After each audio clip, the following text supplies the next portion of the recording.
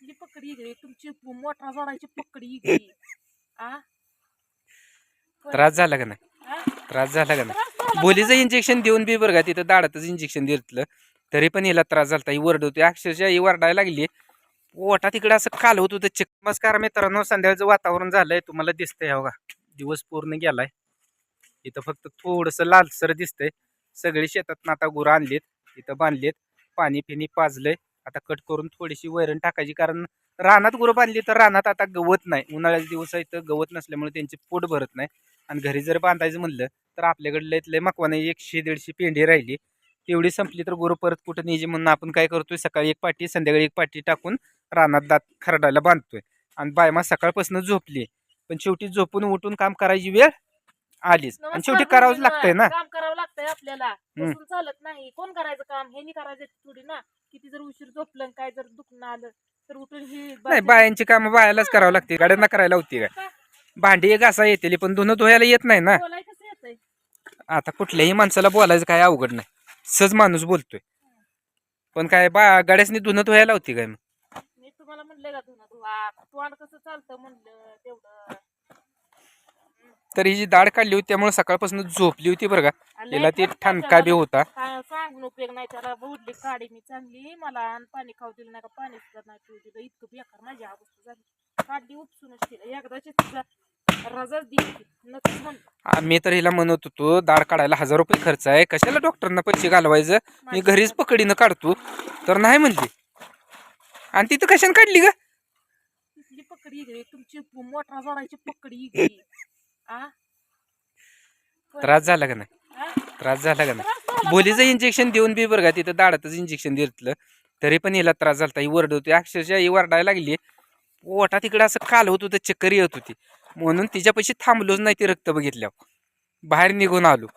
पण तरी पण ही आता मगाशी ज्या वेळेस हिला बोलायला यायला लागलं त्यावेळेस मला म्हणली की मी तुम्हाला तिथं बघत होती, तुम्ही माझ्यापासून कुठं निघून गेला, म्हणली का नाही तू? आणि ही कंडिशन खरं आहे बरं का. डॉक्टरने सांगितले थोकायचं नाही म्हणून.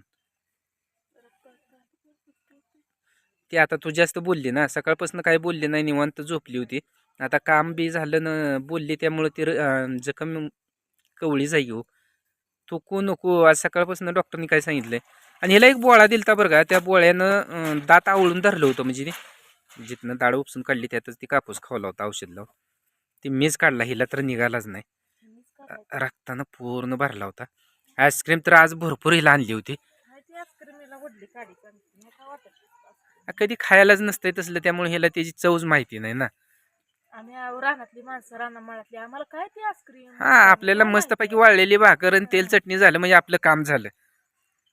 आता बाय मग कुणी कळ धारा काढते की आता. राहू दे, मी काढतो.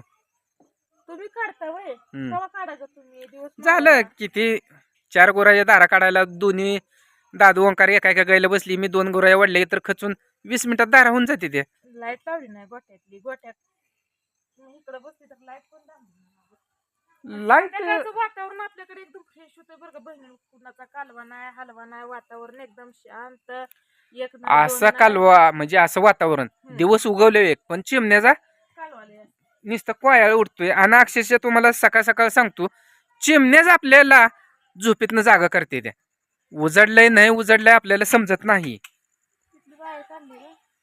हाय की पिन व्यवस्थित बसवली नाही त्यामुळे लाईट नव्हती. झाली लाईट लावली तिने. सांजायला लाईट लावायची असती, दिवा लावायचा असतो. तुम्हाला नाही समजत हो. मी जर तुमच्या आयुष्यात गेली तर काय करचाल तुम्ही? काय नाही, हाय असंच बसणार. हाय असं कसं बसणार? हाय असं कोण कधी बसत नसतं. उठून रोजचं जीवन जगावं लागतं.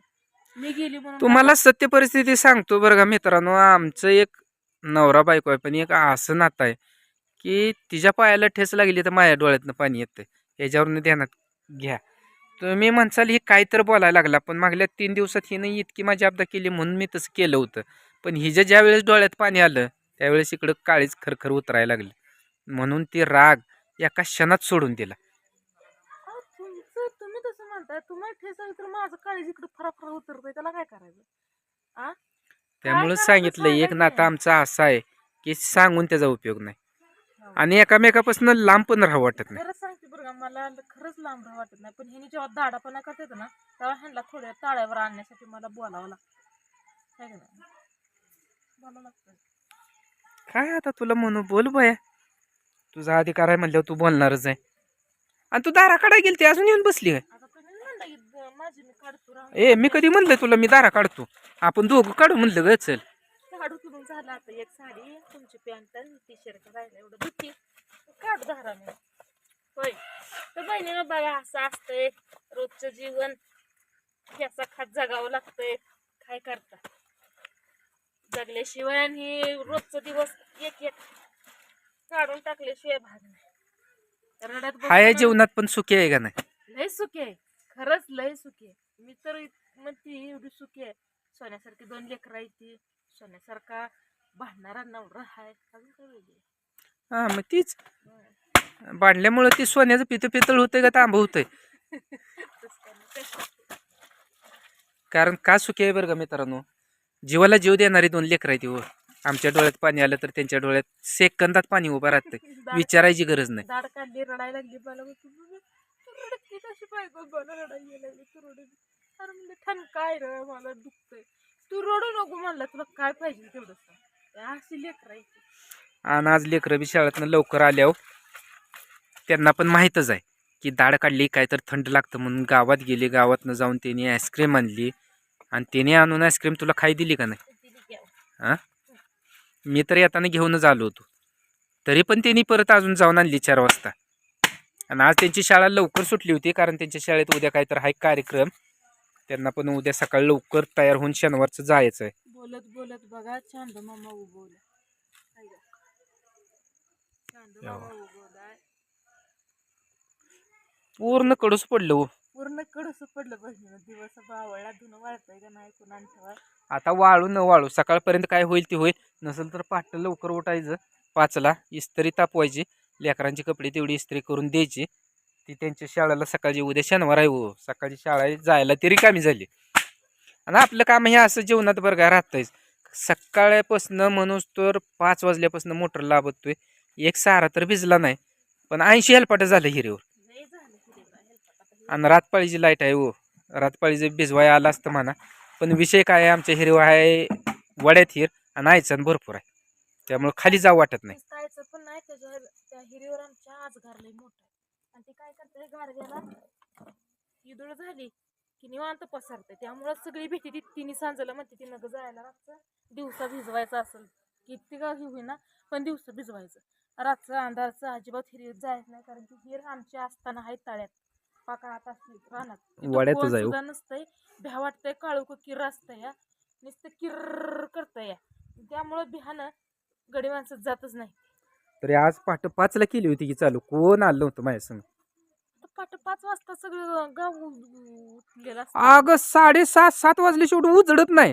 उठून गाव काय करायचंय, तिथं कुणाचंच घर नाही ना खाली वड्यात. काय नसते तसं 5 वाजता पाक उजाडतं बिहान. बर मग आज तू मोटर चालू करून 5 वाजता काय भ्या नसतंय, काय नसतंय. ओ काय चला मी ढिली पडत. अहो मित्रांनो, नुसतं म्हणायचं आहे काय, उजडल्या शेवटी धुंदाक दिसायला लागल्यावर शेवटी घरातनं बाहेर येत नाही.